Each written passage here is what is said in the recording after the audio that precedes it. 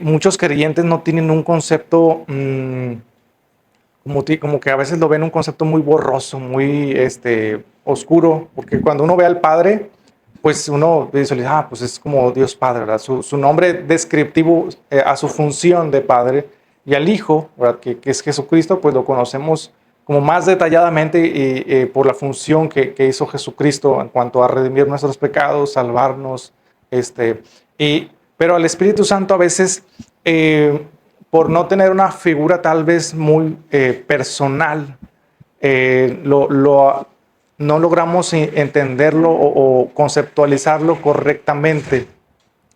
En una ocasión, hermanos, una maestra de niños estaba explicándole a un niño lo que era el Espíritu Santo. Y entonces agarró una hoja de papel, la maestra le sopló y la hoja salió volando, ¿verdad? Y dijo, mira, el Espíritu Santo es como el viento. No lo ves, pero ahí está.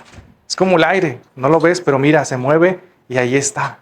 Y el niño decía, pero yo quiero ver al aire, ¿verdad? Yo quiero ver el viento. Y pues no lo vemos, ¿verdad? El viento no lo vemos, pero ahí está. De la misma manera, el Espíritu Santo es la expresión inmaterial de Dios, que Dios es espíritu, es decir, no es visible, pero ahí está. Así como el aire no lo vemos, pero allí está, ¿verdad? Tal vez algunas veces se mueve, otras veces no, pero ahí sigue estando. Entonces, es difícil a veces entender la figura del Espíritu Santo porque pues no tenemos una imagen física de lo que es Él, como si lo vemos con el Padre, la figura de un Padre amoroso, o lo vemos con Jesucristo, que es una figura de Dios hombre, Dios encarnado, expresado en la imagen de un hombre. Pero en el caso del Espíritu Santo a veces es difícil conceptualizarlo por la inmaterialidad que se expresa constantemente en la Biblia, pero al final de esta enseñanza yo quiero que más o menos se dé claridad a nuestra mente, a nuestro corazón y conocer más acerca del Espíritu Santo. Amén. Para empezar, el Espíritu Santo es la tercera persona de la Trinidad, ¿verdad? Es decir, es una persona, tiene, así como el Padre y el Hijo, tiene sentimientos, tiene emociones, tiene un carácter, tiene todas las características de una persona, de una personalidad. Y lo vemos desde Génesis hasta Apocalipsis. Cuando vemos en Génesis 1 que si el Espíritu de Dios se paseaba, se movía sobre las aguas, ahí empezamos a ver ya al Espíritu Santo en acción, ¿verdad? Siendo revelado. Hasta ya en Apocalipsis que vemos a los 7 espíritus de Dios, yo siempre decía, ¿a poco Dios tiene 7 espíritus? ¿Verdad? Pero es una figuración del Espíritu Santo, de esa capacidad donde el Espíritu Santo está en todos lados y es omnipresente. Entonces, vamos a ir viendo poquito a poquito a la persona del Espíritu Santo. Quiero aclarar, hermanos, el Espíritu Santo muchas veces, a veces no lo encontramos así tal cual en la Biblia, Espíritu Santo, porque ese es el nombre más usado de la tercera persona de la Trinidad. Pero vamos a ir viéndolo a lo largo de la Biblia y los nombres que a veces pues no sabíamos que se le adjudicaban al Espíritu Santo, pero que son nombres también que se utilizan según su relación con el Padre, con el Hijo, o también con sus funciones, con lo que Él hace. Y a veces hemos leído pasajes y tal vez pues no nos dimos cuenta, pero ahí estaba la figura del Espíritu Santo, pero a lo mejor por desconocimiento de los nombres o de las funciones del Espíritu Santo no lo habíamos visto en algunos pasajes. Vamos a ir viendo poquito a poquito. Vamos a la siguiente diapositiva. El Espíritu Santo en múltiples ocasiones es también llamado Espíritu de Jehová, Espíritu de Dios o Espíritu de Jesucristo y tiene un mar de nombres y de referencias. De hecho, el libro de neumatología que estaba leyendo tenía capítulos enteros, hermano. Yo tuve que tratar de hacerlo un poquito más sencillo, ¿verdad? Resumirlo, porque sí tiene una cantidad de nombres enormes, ¿verdad? De funciones enormes. Pero siempre vemos la palabra espíritu adjudicado al Espíritu de Dios. Amén. Vamos a la siguiente diapositiva. El nombre de Espíritu Santo aparentemente no se trata de un nombre formal, como ocurre con las otras personas divinas, a quienes llamamos Padre e Hijo, y aún más personalizado cuando se lo llama Señor Jesucristo, en el caso del Hijo, ¿verdad? Es decir, vemos al Padre y vemos al Hijo de una manera más personificada, ¿verdad? Como una persona, como algo una figura. En el caso del Padre vemos a la figura de un Padre amoroso que nos cuida, que nos está al pendiente de nosotros. En el caso del Hijo, ¿verdad? Vemos a ese Cordero de Dios que se entrega en sacrificio, mostrando su amor de esa manera, su obra redentora.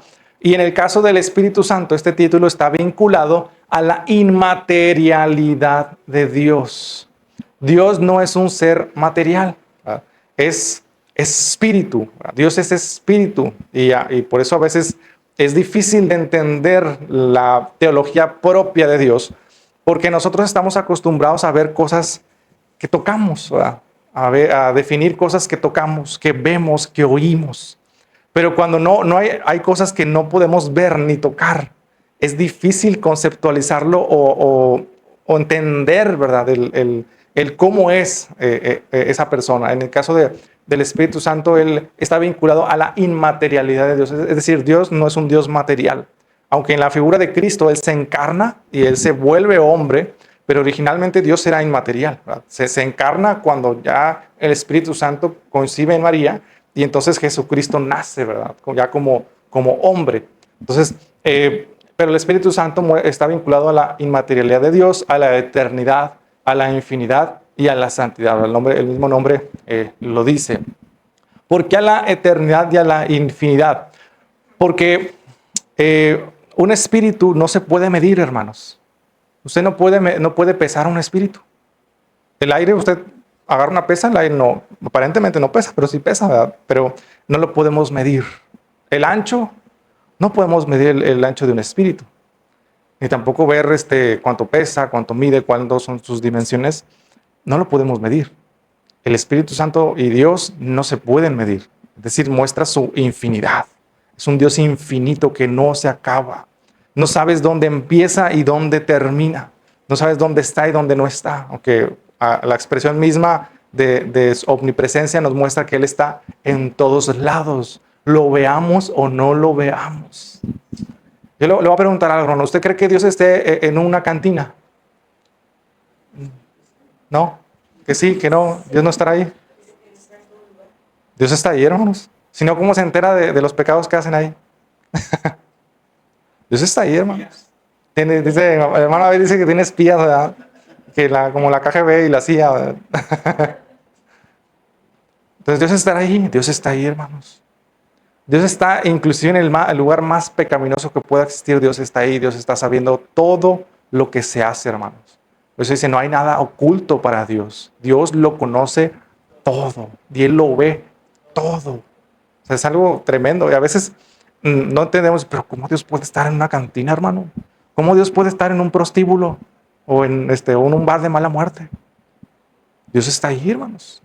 Ahora, la presencia tangible de Dios obviamente tal vez no se sienta ahí, no se manifieste ahí, porque la presencia de Dios tangible al corazón del hombre solamente se manifiesta en aquellos que le buscan, que le adoran, que de todo corazón le busca. Es entonces donde el Espíritu Santo hace manifiesta su presencia. ¿Sí me explico? Es muy diferente, ¿verdad? Entonces, está arraigado a la infinidad de Dios y a la eternidad de Dios. Es decir, Dios es un Dios eterno, es un Dios increado. ¿Por qué es increado? Porque una vez yo me recuerdo que veía un debate de un ateo contra un cristiano y la típica pregunta que hacen todos los ateos, y si Dios creó todas las cosas, ¿quién creó a Dios? ¿Verdad? Y entonces el cristiano dice, si Dios pudo haber sido creado, entonces no sería Dios y no sería un Dios digno de alabanza. Dice, Dios es un Dios increado porque Él es el origen de todo, inclusive del tiempo mismo. Es decir, Dios es el creador del tiempo. Físicamente el tiempo no existe, solamente es la medición del movimiento. Nosotros medimos los días por la rotación de la Tierra en su propio eje, medimos los años por la vuelta que la Tierra le da al Sol, ¿verdad? Y así cada una de esas unidades de medida las medimos en base al movimiento. Sin movimiento no hay tiempo.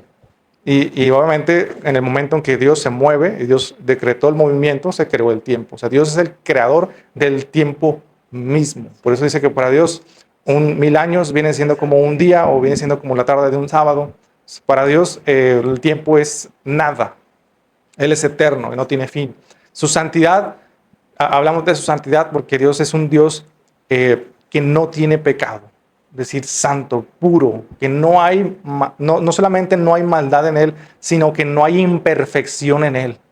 Es un Dios completamente santo, puro y perfecto. No hay salud, no hay defecto alguno, ni errancia alguna en su carácter, en su persona. Vamos a la siguiente. Vamos a hablar ahora de los títulos relacionados con el Padre, con los cuales se adjudica al Espíritu Santo. ¿Verdad? A lo largo de la Biblia vamos a ver estos títulos que se asocian al Espíritu Santo y su relación con él. Es decir, el Espíritu Santo no es una persona separada del Padre ni del Hijo. Es decir, están en comunión continua, están ligados continuamente, tanto en su persona como en su labor. Por ejemplo, en Génesis 1:2 dice el Espíritu de Dios. Siempre que usted vea esa frase, Espíritu de Dios, es el Espíritu Santo. O como por ejemplo cuando Dios habla, yo les enviaré mi Espíritu, está hablando del Espíritu Santo. Aunque no veamos el concepto así literal, Espíritu Santo, ¿verdad? Cuando vemos estos títulos, se refiere al Espíritu Santo. Solamente que el título Espíritu Santo, los cristianos lo usamos para distinguir a la tercera persona de la Trinidad porque es el más usado en la Biblia. O sea, es el título más usado en la Biblia y más distintivo de su persona, pero tiene muchos otros títulos. Al igual que, por ejemplo, Jesucristo, le llamamos Jesús, también se le llama Emmanuel, que es Dios con nosotros, también se le llama el Cristo, también se le llama el Hijo de Dios o el Hijo del Hombre. Entonces tiene diferentes títulos que se adjudican según el contexto y lo que trata de describir de su persona. Hay descripciones que pueden adjudicarse a una persona, ¿verdad? Por ejemplo, usted puede decirle a mi hermano David, el músico, ¿verdad? Y aquí él actúa como músico, ¿verdad? Pero a lo mejor mi hermano David, cuando en su trabajo le dice el maestro, ¿verdad? Porque ya está en otro contexto y tiene otro rol y otras tareas que está desempeñando, ¿verdad? O puede decirle el licenciado, ¿verdad? Hablando de la carrera que él estudió. Entonces así de esa misma manera con Dios, y cada una de las personas se le adjudican títulos según el contexto, la función o la característica que se quiere describir de la persona. ¿Sí más o menos me voy explicando? También, por ejemplo, en Lucas 4:18 dice el Espíritu del Señor, algo muy relacionado con el Espíritu de Dios. Y en Números 11:29 y en Salmo 51 simplemente dice su Espíritu. Y a veces cuando vemos solamente su Espíritu o tu Espíritu, ¿verdad? O el Espíritu, nosotros pensamos, pues, ¿qué espíritu es? ¿Verdad? Pero cuando vemos el contexto de lo que se está hablando, por ejemplo, en el Salmo 51, el rey David dice, no quites de mí tu espíritu, tu Santo Espíritu. Está hablando de no quites de mí, ¿verdad? La unción de tu Espíritu Santo, que tu Espíritu no se aleje de mí.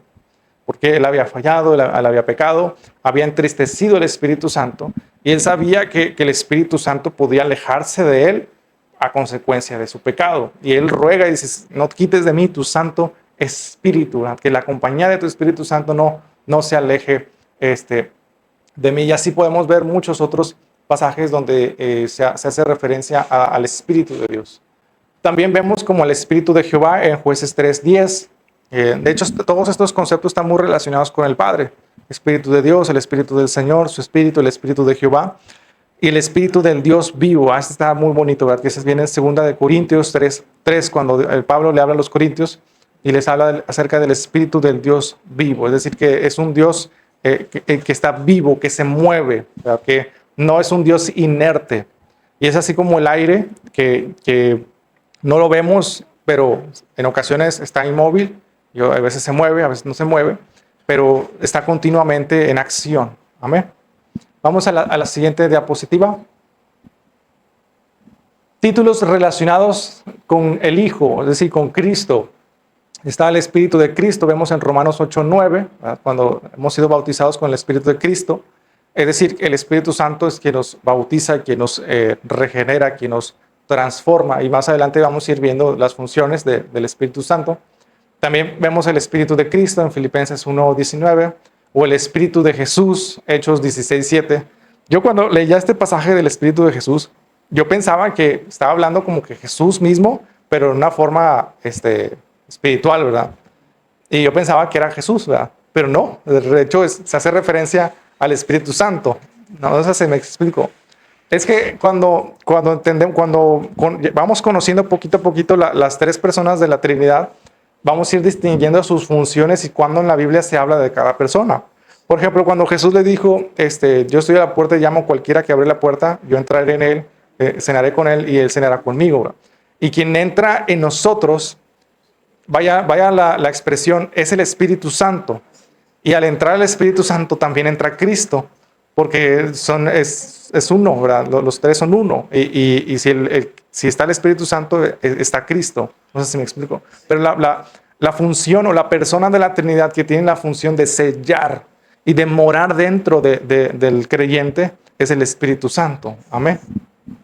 Entonces, porque Cristo, si bien sí lo hace a través del Espíritu Santo, Cristo es un ser que, bueno, es la segunda persona que es material. O sea, él tiene un cuerpo físico. O sea, hoy en día Jesús tiene un cuerpo físico, hermanos. O sea, un cuerpo glorificado, pero es físico. Se puede ver, se puede tocar, si ustedes leen Hechos o leen los evangelios, cuando resucita, dice, ven, mete tu mano en mi costado, ¿verdad? Y lo ven comiendo miel y lo ven cenando con ellos. Y tiene un cuerpo físico, ¿verdad? Que claro, puede desaparecer y desaparecer por su capacidad de Dios, pero tiene un cuerpo físico.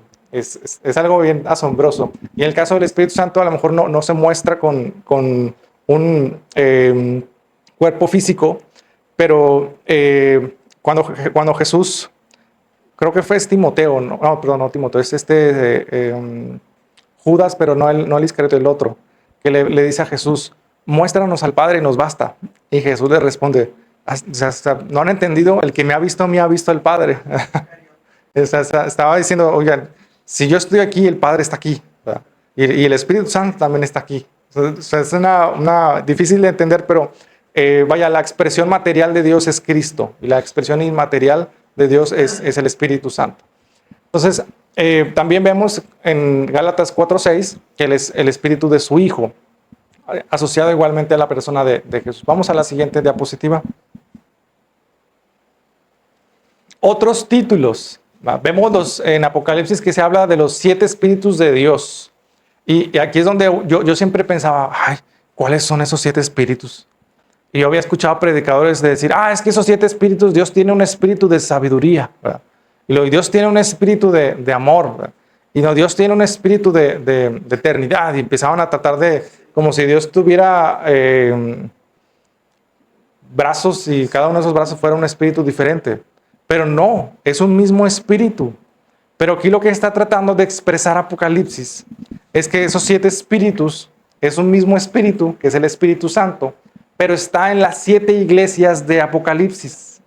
O sea, si ustedes se fijan, siempre vamos a ver los 7 candelabros de Dios, las 7 iglesias, ¿verdad? Los 7 ángeles, que son los 7 pastores que están al mando de cada una de las iglesias, y vemos a los 7 espíritus. Es decir, Dios está diciendo, mi espíritu está con estas 7 iglesias, está con ustedes.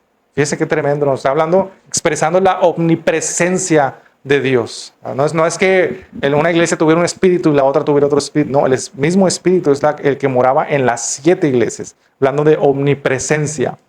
Vemos en Hebreos 9:14, que también se le refiere al espíritu eterno.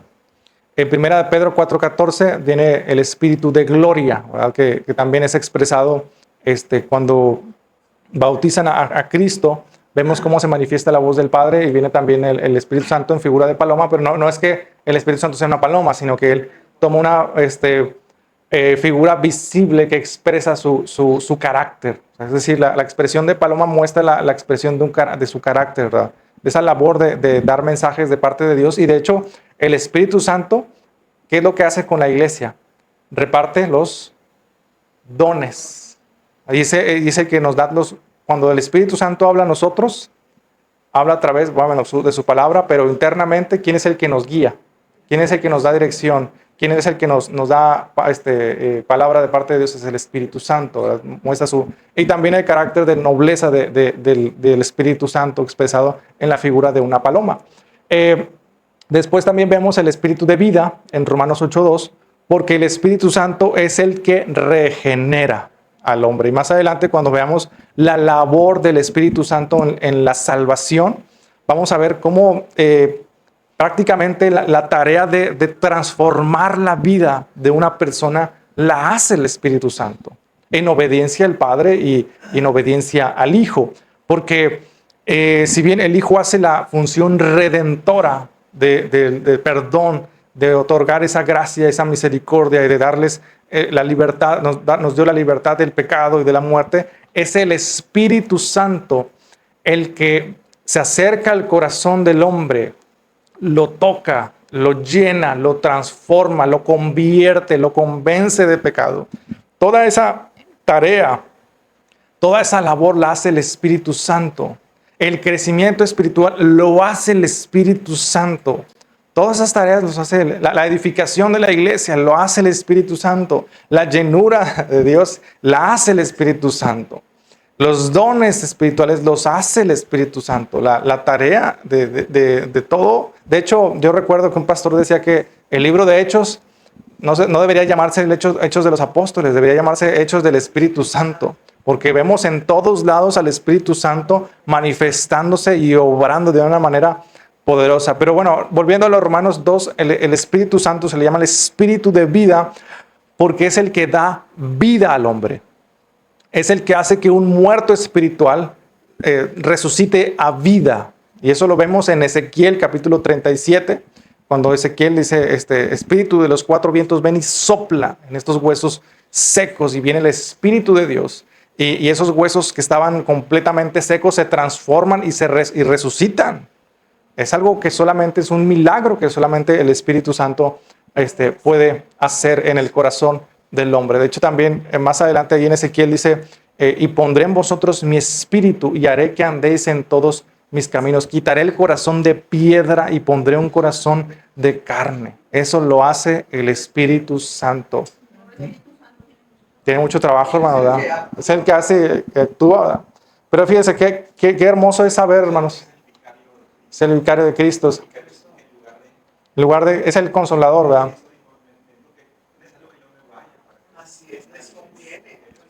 Yo me acuerdo que un católico decía, no, es que Pedro es el sucesor de Cristo en la tierra, ¿verdad?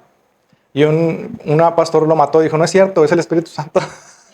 Si no, lee este pasaje, ¿verdad? Dice, pues enviaré un consolador y no los dejaré solos.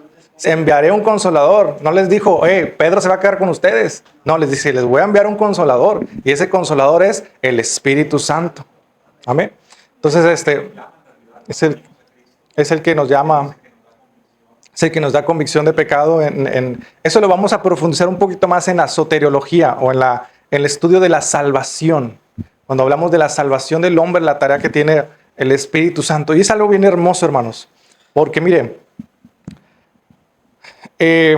no hay ningún corazón que se pueda resistir al poder del Espíritu Santo. Amén.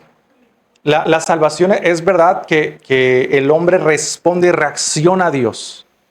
Pero Dios sabe lo que tiene que hacer para doblegar un corazón endurecido. Y entonces eso nos da a nosotros la convicción de que Dios puede hacerlo todo. Inclusive romper el corazón más duro, ¿verdad?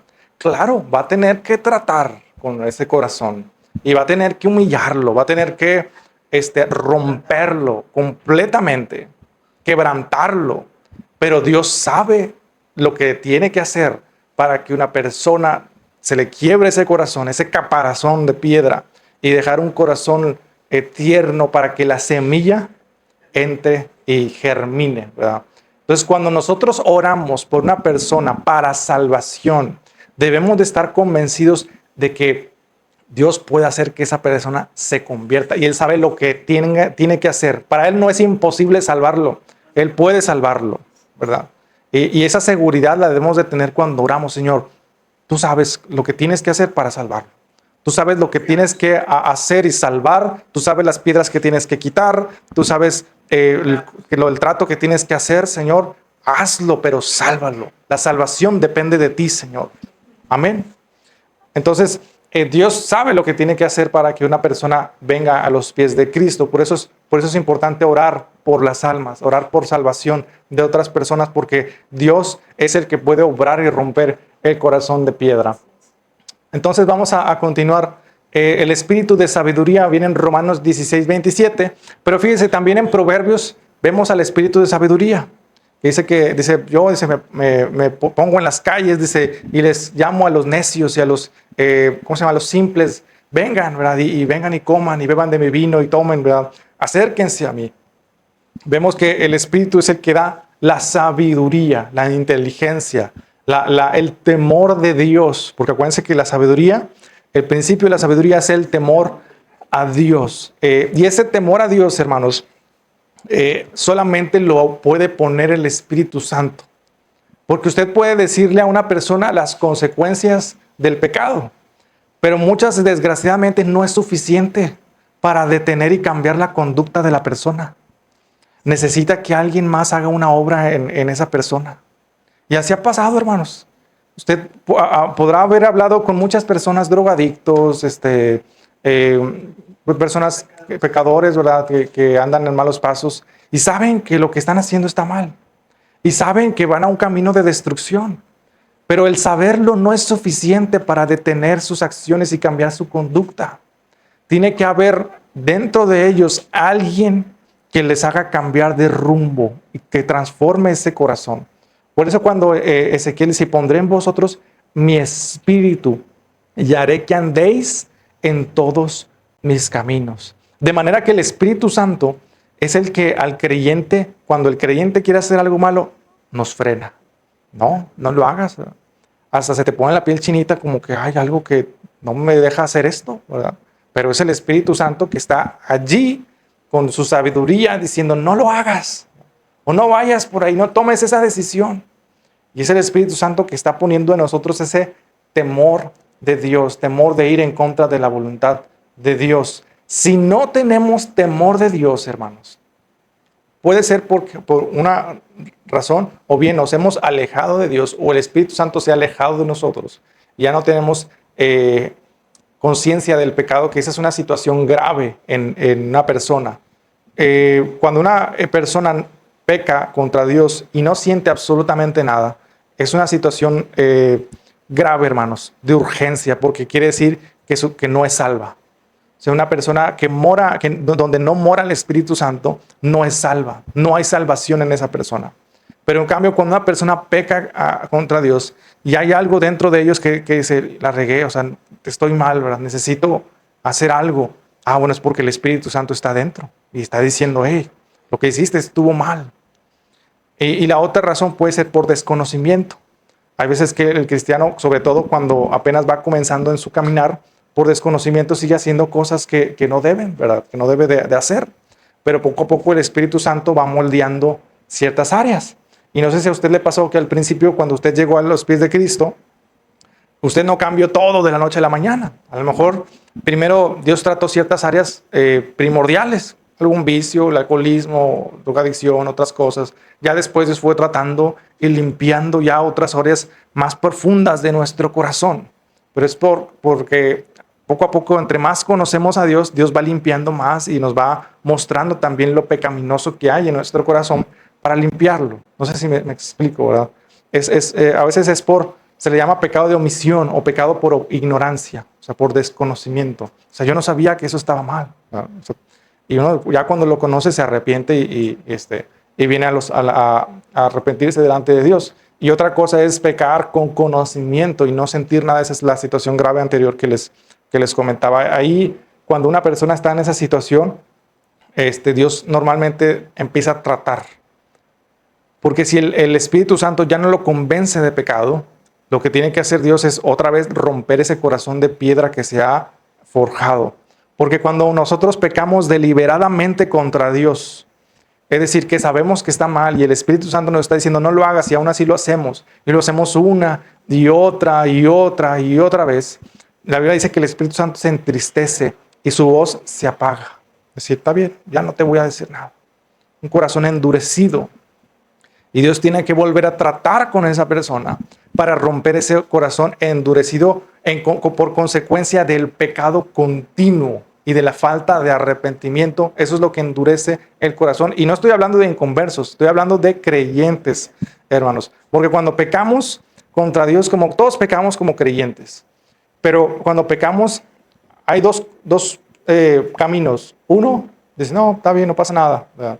O decir, ¿sabes qué, Señor? Me equivoqué, ayúdame, ¿verdad? Perdóname, y buscar. Y entonces Dios sana nuestro corazón, empieza a trabajar en nuestro corazón. Pero si decimos, no, no pasa nada, y empezamos a ignorar la voz del Espíritu Santo, el corazón se va endureciendo, porque hemos abierto una puerta al diablo para que él empiece a obrar. Y ahora el que está trabajando en nuestro corazón no es el Espíritu Santo, sino es Satanás. Y empieza a colocar fortalezas espirituales en el corazón y lo empieza a endurecer. Y la voz del Espíritu Santo se empieza a apagar poco a poco. Pero Dios no se da por vencido, hermanos.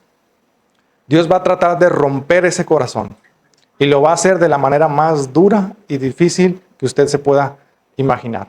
Pero bueno, vamos a continuar. El Espíritu de verdad, Juan 14:17, ¿verdad? Dios, el Espíritu Santo siempre hablará verdad a nuestro corazón. Y es el canal de comunicación continuo que tiene Dios con el creyente. Mire, yo soy de los que piensa que la Biblia, y estoy totalmente convencido de que la Biblia es la palabra de Dios. Amén. Y Dios nos habla a través de su palabra. Su palabra es verdad. Y su palabra es la palabra profética más segura. Pero hay ciertos temas y asuntos personales que solamente el Espíritu Santo y usted pueden tratar. ¿A qué me refiero con esto? Dios no puede, la Biblia no me va a decir con quién tengo que casarme o con quién no debo casarme. Eso es algo que el Espíritu Santo me va a estar guiando a mí en mi corazón para tomar esa decisión. ¿Sí me explico? Dios, la Biblia no me va a decir si me tengo que quedar aquí en Monterrey o irme a Estados Unidos. Esa guianza personal la va a hacer el Espíritu Santo y la va a estar haciendo ya sea a través de su palabra, ya sea a través de la vida de otra persona o tal vez en alguna oportunidad o alguna circunstancia es donde el Espíritu Santo nos empieza a hablar, a trabajar, ¿verdad? Por ejemplo, hermanos, cuando un joven, voy a poner un ejemplo, está buscando una esposa y empieza a orar, Señor, quiero que sea creyente, ¿verdad? Tu palabra dice que no sonáis en yugo es igual, quiero que sea creyente, Señor, quiero que te sirva, que te ame, etcétera, etcétera, ¿verdad? Uno empieza a pedirle a Dios y a buscar su dirección. Y entonces, de repente puede llegar un joven nuevo a la iglesia, ¿verdad?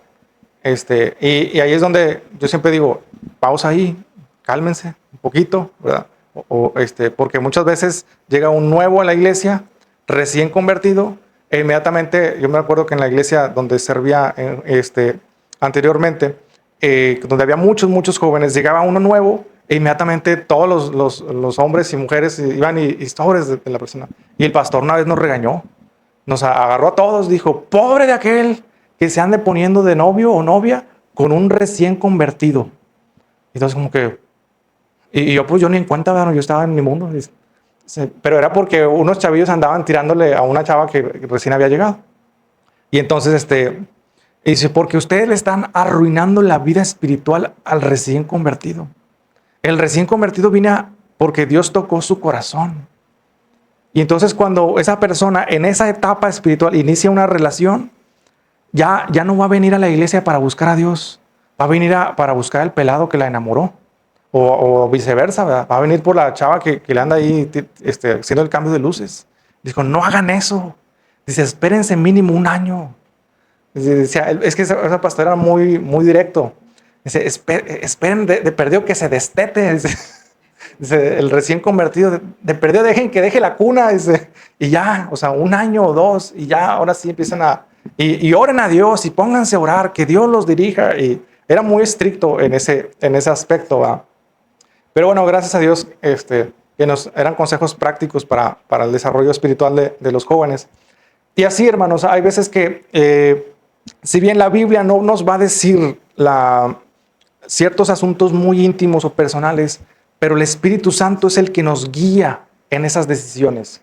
Un ejemplo bíblico es cuando Pablo, él estaba expandiendo el evangelio en Asia y él estaba predicando y se le empezaron a cerrar las puertas. no, aquí no predicas, aquí tampoco, ni allá. Dios hablando a través de las circunstancias. Y entonces Pablo se rasca la cabeza, oye, pues me están cerrando las puertas aquí en todos lados. ¿Qué hago? Pero no se la cerraba el hombre, se la cerraba el Espíritu Santo. Y entonces, por medio de un sueño, él ve un varón macedonio que le dice, hey, ven, te necesitamos acá, ven y predícanos. Y entonces Pablo despierta y dice, ya entendí por qué se me estaban cerrando las puertas. Dios me estaba hablando, Dios estaba tratando de captar mi atención y de guiarme a otro rumbo. Y entonces va a Macedonia y ahí explota su ministerio. En Grecia es donde empieza a hacer pues las principales iglesias y cartas que usted ve de Pablo: Corintios, Éfeso, ¿verdad? ¿Cuál era la otra? Colosas, Atenas, también en el libro de Hechos. Vemos que el principal labor de Pablo y el ministerio de Pablo despega en Grecia, en Macedonia. Y ahí es donde Dios lo quería y ahí es donde Dios lo guió. ¿Dios usó la Biblia? No, Dios usó a su Espíritu Santo para guiarlo. Amén. Vamos a la siguiente diapositiva. Títulos relacionados con obras divinas. Ya son 15 minutos.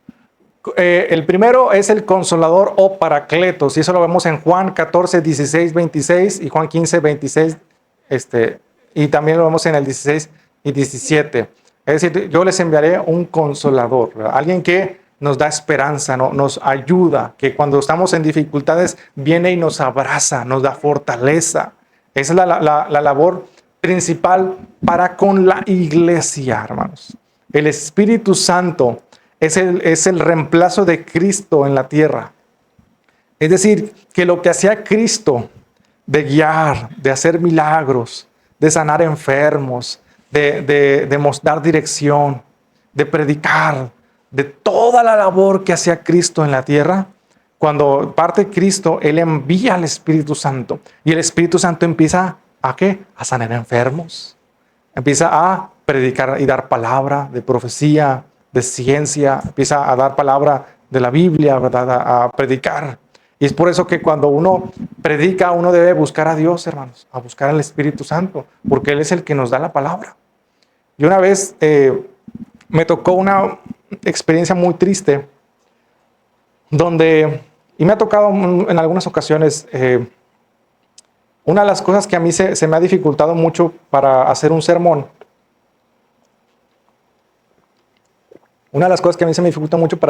hermanos, es el tema, es sacar el tema.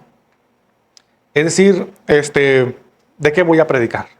Eso es lo que a mí más se me dificulta cuando yo voy a preparar un mensaje. Y a mí me dio mucha tristeza escuchar a un predicador cuando yo le comenté, no, a mí lo que más me dificulta es el sacar el tema.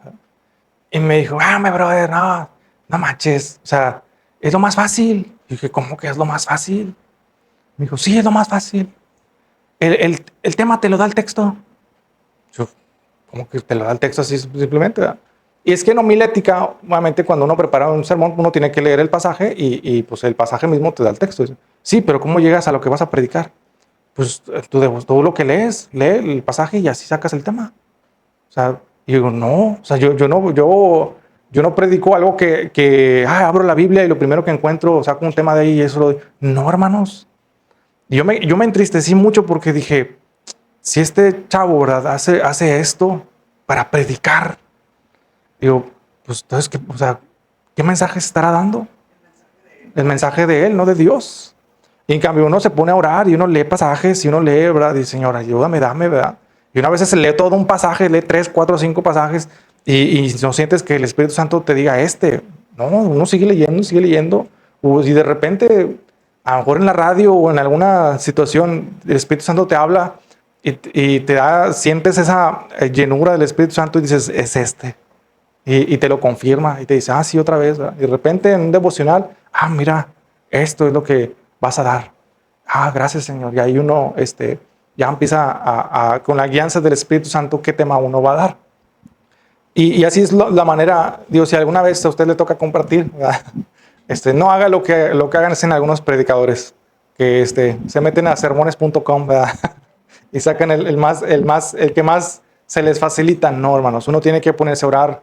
Y si sabes que, Señor, yo no quiero dar mi palabra, quiero dar lo que tú quieras dar. ¿verdad? En otra ocasión también me tocó, en un congreso de jóvenes, me topé a un predicador que yo conocía hace mucho y me dio mucha tristeza, hermanos, porque yo lo conocí, como dicen ahora, en su prime, ¿verdad? En el momento donde, wow, Dios lo usaba y lo veías predicar y dices, wow, gloria a Dios por esa persona. Pero la última vez que yo lo vi en un congreso de jóvenes, pues nos sentamos con él y estuvimos platicando, cómo has estado y eso y lo otro. Y le preguntamos, oye, ¿qué vas a predicar? Y bien arrogante, hermanos, pero bien arrogante. Nunca había visto un predicador tan arrogante en mi vida. Y dijo, pues mira, la verdad no sé, no tengo nada preparado. Mira, un predicador como yo te puede hacer un sermón en 3 minutos. Y yo dije, o sea, ¿cómo es posible que reaccione? O sea, yo me quedé así como que, ¿dónde quedó el brother que conocí hace 5 o 10 años? Y se le subió, ¿verdad? Y sí, predicó lo que quiso, tirando indirectas y hablando cosas que no debería. Y dijo, sí, pero no, miren, Dios ahorita que tome el púlpito, Dios me va a dar el mensaje. Y bueno, allá tú, ¿verdad? Pero yo estoy, a veces me paso mucho tiempo buscando a Dios y que Dios nos dé un mensaje, ¿verdad? En su gracia y misericordia. Pero la verdad me dio mucha tristeza ver, ¿verdad? Esa situación. Y se los comparto, hermanos, por si el día usted mañana le toca predicar algo, hermanos. O los llamamos aquí a predicar, porque yo sé que algún día usted va a predicar. Pero busque a Dios y digas, Señor, no quiero predicar lo que yo quiero, lo que tú quieres. ¿Verdad? Y a veces uno ya está, y me ha pasado, hermanos, me ha pasado, ya voy a terminar. Me ha pasado que ya tengo, ay, no, sí, Señor, ¿verdad? Esto me gustó mucho y lo voy a compartir. Y Dios agüita que lo agarres. No, no, ¿verdad? No, ¿verdad? Y yo, Señor, pero ya tengo todo, ¿verdad? No, eso no, ¿verdad? Esto, ¿verdad? Y esto. Y no te deja tranquilo hasta que ya, no, sabes que tú ganas tu iglesia y tú la alimentas y tú sabes lo que necesita, ¿verdad? Y entonces, pues uno tiene que doblar las manos y decir, bueno, sí, vamos a compartir esto, ¿verdad? Entonces, así es como uno debe de buscar a Dios para predicar. Continuando, hermanos, el espíritu de adopción, Juan 1:12 dice que a todos los que le recibieron les dio potestad de ser llamados hijos de Dios. Y en Romanos 8:15 dice que Dios nos dio, ¿verdad?, ese espíritu de adopción que clama Abba, Padre. Es decir, el Espíritu Santo nos da la convicción de que somos hijos de Dios, de que Dios nos ama tanto, que Él decidió tomarnos y adoptarnos como hijos. Esa labor la hace el Espíritu Santo. Espíritu de fe viene en 2 Corintios 4:13. La fe es un fruto del Espíritu Santo, hermanos. Y le voy a decir la verdad. El hombre no puede tener fe en Dios sin el Espíritu Santo. E inclusive la fe de la conversión, cuando uno viene a Cristo y la acepta, ¿verdad?, es porque el Espíritu Santo ya estimuló la fe en la persona. La persona puede resistirse o puede decir, no, sí, Señor, creo en ti.